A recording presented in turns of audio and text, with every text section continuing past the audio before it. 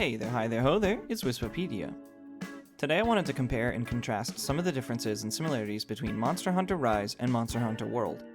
All clickbait aside, both games are arguably outstanding games. They have a wealth of content and are both very strong titles in the franchise. There are, however, certainly some characteristics of each game that will click with more people than others. We're going to talk about that today. Before we get to the comparisons, I do want to point out the world has not only had numerous title updates, but also a huge expansion in Iceborne.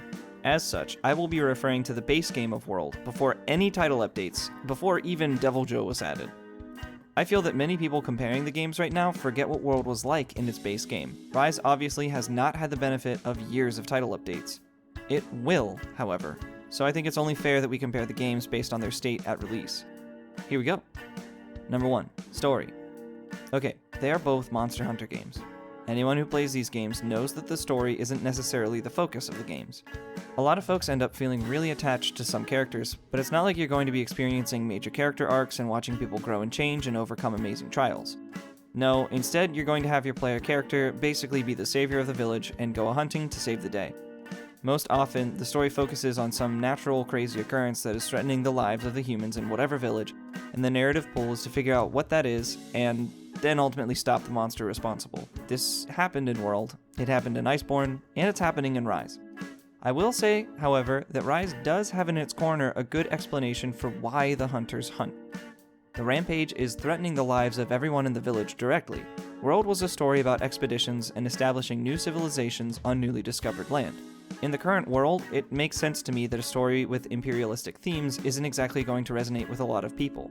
Rise is a story of self-preservation. The hunters are working to protect the village. They're trying to keep their people safe and fending the monsters off from destroying the society that has already been established.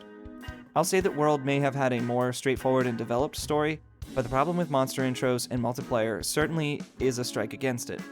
Speaking of monster intros, which I'm counting as story, Rise has extremely cool intros. I'd also give a point to Rise because of the named characters. I just feel more of a connection to them since they have names. Also, there seems to be more intrigue with the story in Rise, as the cutscene when you pass Hub Rank 3 raised a lot of question marks. I personally feel a little more invested in Kimura than I did Astera or Celiana, so I guess for me, I'm giving the story category to Rise. 2. Gameplay. Both of these games feel amazing to play, obviously, but I'm gonna call it already for Rise. The wire bugs are such a huge addition to Monster Hunter, and I can't imagine going back from them myself. Being able to wirefall after a big hit keeps the flow of battle moving, and there are way less times you get stunned or otherwise incapacitated by a monster. Roars can still be annoying, but they are fairly easy to dodge or block, and there are a myriad ways you can counter monster attacks. The Silkbind attacks have also added a huge variety to your arsenal in Rise. The moves are very fun to master, and it's exciting to get new switch skills to customize how you play the game. I really love that it's similar to the Hunter styles from Generations, but you can make more focused changes. If you don't like a certain switch skill, you don't need to use it, but you can change up your moveset enough to create a bit more variety for yourself. And when you get to the heart of gameplay in Rise, it seems like variety is the key. There are so many different things you can do. More on this in a minute, but I'm really enjoying how each hunt feels different and every new monster adds something new to the game. I will say, though, that this game does build a lot on many of the systems and mechanics from World. The movesets for weapons are very similar, but the wirebugs have allowed Capcom to add in a certain amount of flair to the movesets. I don't really think that we would have such polished movements if World didn't nail a lot of these first. Rise certainly benefits from the advancements and fluidity of World and Iceborne. Personally, it's just such a huge step forward in the flow of combat that to me, Rise took what was already good and made it absolutely outstanding. Also, I haven't talked about Rampage quests. They're an absolute ball. I have had the distinct pleasure of doing a few of these with friends, and they are very fun to play with other people. The combination of tower defense and Monster Hunter was a really interesting choice, but in a way we already had this. I like to think about Rampage quests as being the next iteration of Siege quests. I played a fair amount of Siege quests, Zoar Magdaros, Lao Shanlong, and they really don't do it for me. I never know if I'm making enough progress, and I feel like you just throw stuff at the monster until you get the quest complete. Rampage quests don't feel like that. You can tell when you're repelling monsters, you can tell when you're making progress, and you can certainly tell when the apex or large threat is almost done. I love how powerful they made the apex monsters feel, and I'm really looking forward to digging into these quests a little more and making a bunch of Rampage weapons. 3. Monster variety. Before going much further into this, Rise certainly also benefits from having the monster models that were updated for World.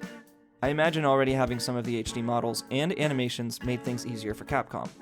I know it's not just copy-paste, but it still should cut down on dev time if you aren't starting completely from scratch. That said, in base World, there really wasn't that much variety in the monsters.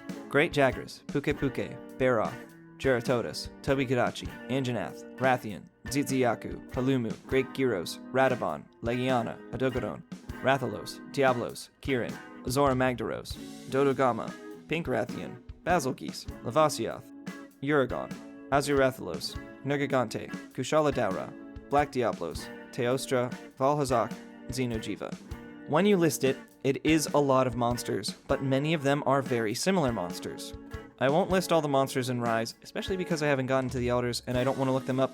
No spoilers. But even the monsters feel like they have more variety than World. In World, especially base World, many of the fights felt pretty samey. Rise, however, has a number of vastly different encounters that force you to learn the monster's moves so you can survive, let alone finish the quest. Gaz Harag has been a standout to me. I enjoy that fight so much, and it's been really interesting to learn its moveset. Rise does admittedly have the benefit as well of Capcom figuring out how to make the Leviathan skeleton work on sloped surfaces. I guess that's why there weren't any Leviathan monsters like Mizutsune or Almudron in World. So even having access to that one specific skeleton adds a whole extra level of different encounters in Rise. 4. Aesthetic. There is absolutely no denying that the graphics in World are better than in Rise. But World released on consoles that were already more powerful than the Switch. I'm a pretty big fan of the Switch as a console already. I'm amazed at how it can handle games in docked or handheld mode and how smoothly many games still run when you play handheld. The novelty of the console, to me, outweighs the look of the game. That said, I really enjoy the look and feel of Rise. Switch games tend to have a certain style to them, and Nintendo is really no stranger to this. Think about Breath of the Wild. It's not a hyper-realistic game, but it still looks great. It has its own distinct visual style that you really don't see often in many AAA titles. Rise has a similar quality. However, we must also consider that the look of a game is subjective. You may appreciate realistic-looking games more than I do. You may like the way World looks more than the way Rise does. There's nothing wrong with that. More powerful consoles, and PC, will allow you to see more details on the monsters and more assets on screen. That certainly provides more opportunities for the developers to create breathtaking visuals. World is a gorgeous game. I will never deny that. And if you play on PC or PS5 Series X, World is downright stunning at 60 frames per second. But we're comparing the games at launch, which was well before a PC release or current gen systems were available. I'd honestly say that frame rate and performance are mostly comparable. That said, I also want to discuss the weapon and armor designs in the games. World had its issues with weapon designs. They're well discussed, and I've even spoken about them myself. I won't spend too much time on that. Rise feels an awful lot like a step back towards classic Monster Hunter, and in that case, a step in the right direction. Many fans fell in love with the series because the weapons and armor were unique. The gear reflected the monster you fought to get those items, and it made crafting sets feel more personal. Rise has some really great looking weapons and armor. I'm really excited that we're seeing them move towards the old design styles.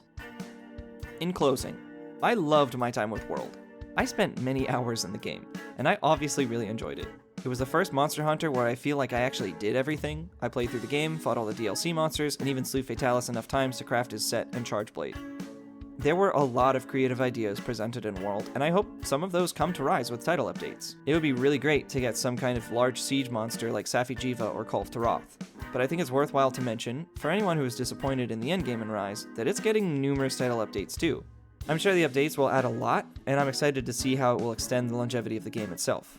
We already know that Chameleos and Apex Rathalos are being added, and there are still several new monsters we have yet to see just for the first title update. I'm looking forward to seeing what else Capcom is going to add. Hey, thanks for watching the video. I hope you enjoyed it. I'm Wispepedia, you can call me Wisp. If you're looking for people to play Rise with, then feel free to join our Discord, The Gathering Hub. We're creating a community for Monster Hunter fans to play together and hang out. Also, tell me in the comments what your favorite aspect of Rise is so far, or even your favorite part of World and Iceborne, and do the usual YouTube things. Like and sub. And catch me on Twitch at twitch.tv/Wispepedia. And I'll catch you next time.